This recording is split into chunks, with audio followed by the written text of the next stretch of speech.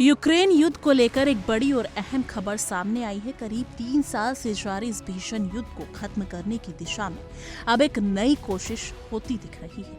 America और Ukraine ने कई हफ्तों तक चली गहन बातचीत के बाद एक नई और संशोधित यूक्रेन शांति योजना का मसौदा तैयार किया है, जिसे पहली बार सार्वजनिक कर दिया गया है। यूक्रेनी राष्ट्रपति वोलोदिमिर ज़ेलेंस्की ने 23 दिसंबर को इस नए फ्रेमवर्क को दुनिया के सामने रखा और साफ कहा कि पहले वादा प्रस्ताव यूक्रेन के लिए पूरी तरह अस्वीकार्य था, क्योंकि वो देश को व्यवहारिक रूप से आत्मसमर्पण की स्थिति में ले जाता।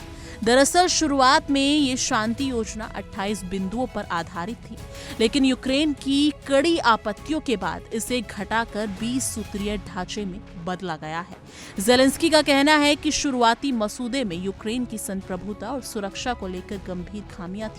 नए ड्राफ्ट में इन्हीं कमियों को दूर करने की कोशिश की गई है। इस योजना को सिर्फ युद्ध विराम तक सीमित नहीं रखा गया है, बल्कि इसे यूक्रेन के भविष्य की सुरक्षा, आर्थिक स्थिरता और अंतर्राष्ट्रीय भूमिका से जोड़ा देखा जा रहा है, यानी कि जोड़कर देखा जा रहा है। रिपोर्ट्स के मुताबिक इस संशोधित शांति योजना के तहत यूक्रेन, अमेरिका और यूरोपीय देशों के बीच एक द्विपक्षीय सुरक्षा गारंटी का प्रारूप तैयार किया गया है। इसका मकसद ये सुनिश्चित करना है कि भविष्य में यूक्रेन पर किसी भी तरह का सैन्य हमला ना हो और देश को ठोस अंतर्राष्ट्रीय सुरक्षा मिले। इसके अलावा यूक्रेन और अमेरिका के बीच एक अलग द्विपक्षीय सुरक्षा समझौते पर भी काम किया गया है, जिसमें सैन्य सहयोग, प्रशिक्षण और रक्षा सहायता जैसे मुद्दे शामिल बताए जा रहे हैं। इतना ही नहीं, एक तीसरा अहम दस्तावेज आर्थिक सहयोग से जुड़ा है, जिसे यूक्रेन की समृद्धि का रोड मैप नाम दिया गया है। ज़ेलेंस्की के मुताबिक इन तीनों दस्तावेजों को अंतिम रूप देने की दिशा में उल्लेखनीय प्रगति हुई है। अब सवाल उठता है, अमेरिका की इस पूरी योजना में आगे क्या है? जानकारी के अनुसार अमेरिका की योजना है कि 24 दिसंबर को ये 20 सूत्रीय शांति ड्राफ्ट रूस के सामने औपचारिक रूप से रखा जाए।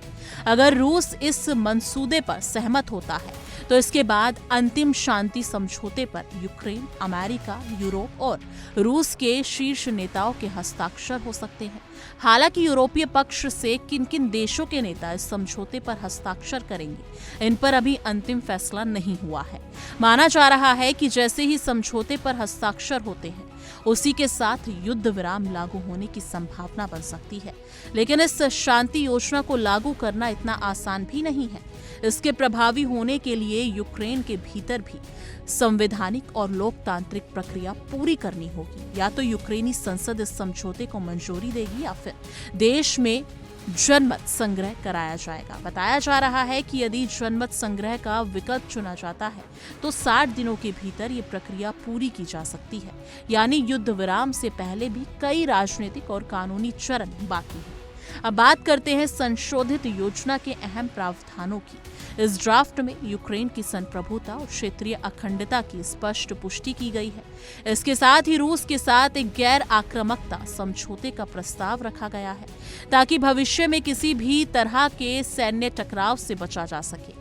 योजना में अंतर्राष्ट्रीय निगरानी तंत्र की बात भी शामिल है, जिससे युद्ध विराम और समझौते के पालन पर नजर रखी जा सके। यूक्रेन को सुरक्षा गारंटी देना, एक सीमित लेकिन मजबूत सेना बनाए रखने और यूरोपीय संघ की सदस्यता की दिशा में भविष्य की राह तय करने जैसे बिंदु भी इस मसौदे का हिस्सा है। इसके अलावा युद्ध से तबाह हुए इलाकों के पुनर्निर्माण को इस योजना का अहम स्तंभ माना जा रहा है। प्रस्ताव में बड़े पैमानों पर वैश्विक सहायता पैकेज की बात कही गई है, जिससे यूक्रेन के शहरों, सड़कों, अस्पतालों और स्कूलों का पुनर्निर्माण किया जा सके। ऊर्जा ढांचे के आधुनिकीकरण, निवेश बढ़ाने और अर्थव्यवस्था को पटरी पर लाने के लिए अंतर्राष्ट्रीय वित्तीय संस्थानों और देश से मदद लेने का रोडमैप भी तैयार किया गया है। यही वजह है कि इसे सिर्फ शांति योजना नहीं, बल्कि यूक्रेन के भविष्य के पुनर्निर्माण का खाका भी कहा जा रहा है। हालांकि इतनी कोशिशों के बावजूद सभी मुद्दों पर सहमति नहीं बन सकती। खासतौर पर 2 बेहद संवेदनशील बिंदुओं पर मतभेद अब भी बरकरार है। पहला रूस के कब्जे वाले जापोरिजिया परमाणु ऊर्जा संयंत्र का नियंत्रण किसके हाथ में होगा, इस पर कोई अंतिम सहमति नहीं बन पाई है। दूसरा, 2014 से संघर्षग्रस्त डोनबास क्षेत्र की स्थिति को लेकर भी मतभेद कायम है।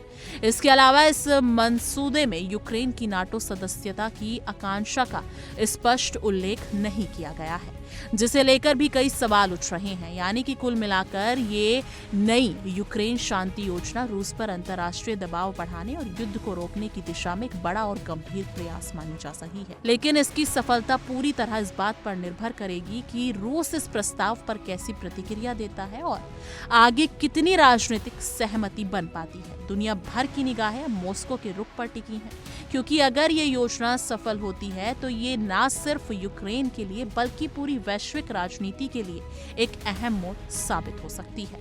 इस मुद्दे को लेकर आपकी क्या कुछ राय है? कमेंट सेक्शन में अपनी राय जरूर साझा कीजिएगा।